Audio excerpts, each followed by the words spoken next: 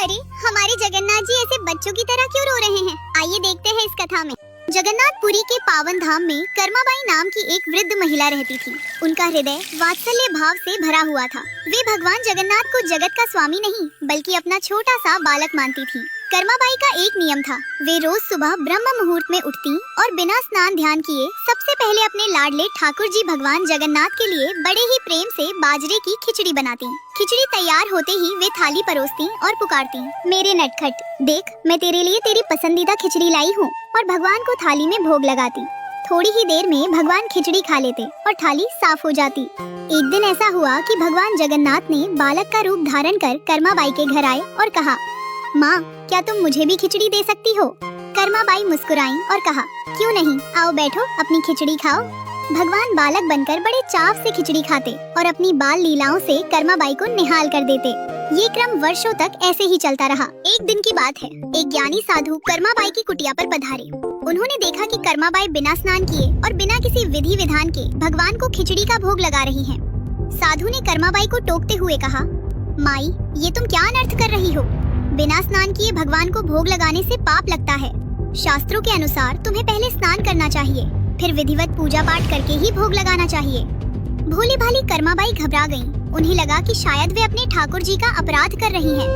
अगले दिन से उन्होंने साधु के कहे अनुसार ही किया। वे सुबह उठी, पहले आंगन से फूल चुने, फिर स्नान किया और पूरे विधि विधान से पूजा की। इन सब कार्यों में बहुत समय बीत गया और खिचड़ी बनने में देर हो गई। उधर बाल रूप में भगवान जगन्नाथ कुटिया में आ चुके थे और भूख से व्याकुल होकर कर्माबाई का इंतजार कर रहे थे।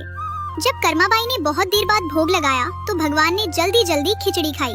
क्योंकि मंदिर के कपाट खुलने का समय हो गया था, इसलिए वे बिना मुंह धोए और बिना पानी पिए ही वहां से भागकर मंदिर चले गए। उस दिन जब मंदिर के मुख्य पुजारी ने गर्भगृह खोला तो वे हैरान रह गए। उन्होंने देखा कि भगवान जगन्नाथ की मूर्ति के मुख पर खिचड़ी के दाने लगे हुए हैं। पुजारी सोचने लगे, हमने तो अभी भोग लगाया ही नहीं, फिर प्रभु के मुख पर ये खिचड़ी कहाँ से आई? लगातार कई दिनों तक ऐसा ही होता रहा। पुजारी जी समझ गए कि ये प्रभु की कोई लीला है। उन्होंने मन ही मन प्रार्थना की, हे प्रभु, आप रोज कहाँ से खिचड़ी खाकर आते हैं? ये क्या रहस्य है? उसी रात भगवान जगन्नाथ ने पुजारी को स्वप्न में दर्शन दिए और कहा, पुजारी जी, मेरी एक परम भक्त है कर्माबाई। वो मुझे अपने पुत्र के समान मानती है। पहले वो सुबह उठते ही मुझे खिचड़ी खिला देती थी तो मैं तृप्त हो जाता था, लेकिन एक साधु ने उसे नियम और विधि के जाल में फंसा दिया है। अब वो स्नान और पूजा में इतना समय लगा देती है कि मुझे खिचड़ी मिलने में बहुत देर हो जाती है। मंदिर में भक्तों के आने का समय हो जाता है, इसलिए मुझे खिचड़ी खाकर बिना मुंह धोए ही भागना पड़ता है। अगली सुबह पुजारी जी ने उस साधु को खोजा और उन्हें भगवान की इच्छा बताई। पुजारी की बात सुनकर साधु का हृदय भर आया और उनकी आंखों से पश्चाताप के आंसू बह निकले। वे दौड़ते हुए कर्माबाई की कुटिया पर पहुँचे और उनके चरणों में गिरकर बोले, माँ, मुझे क्षमा कर दो, मैंने तुम्हारे भाव की गहराई को नहीं पहचाना। तुम जैसे चाहो वैसे अपने ठाकुर जी को भोग लगाओ।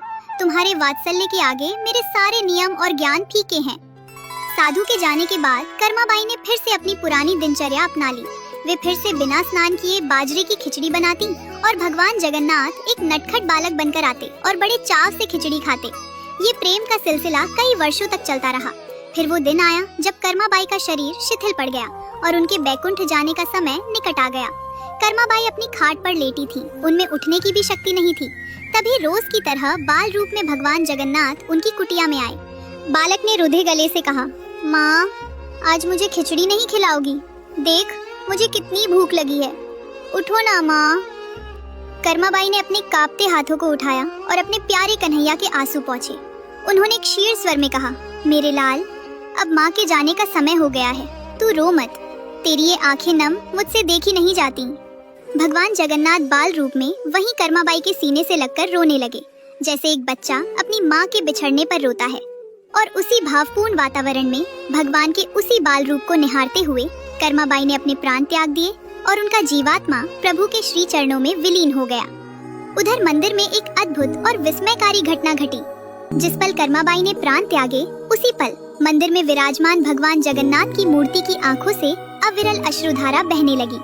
ये चमत्कार देखकर मंदिर के पुजारी और स्वयं पुरी के राजा भी घबरा गए। किसी को समझ नहीं आ रहा था कि आज प्रभु इतना क्यों रो रहे हैं। राजा और पुजारियों ने मिलकर प्रभु की स्तुति की और क्षमा याचना की।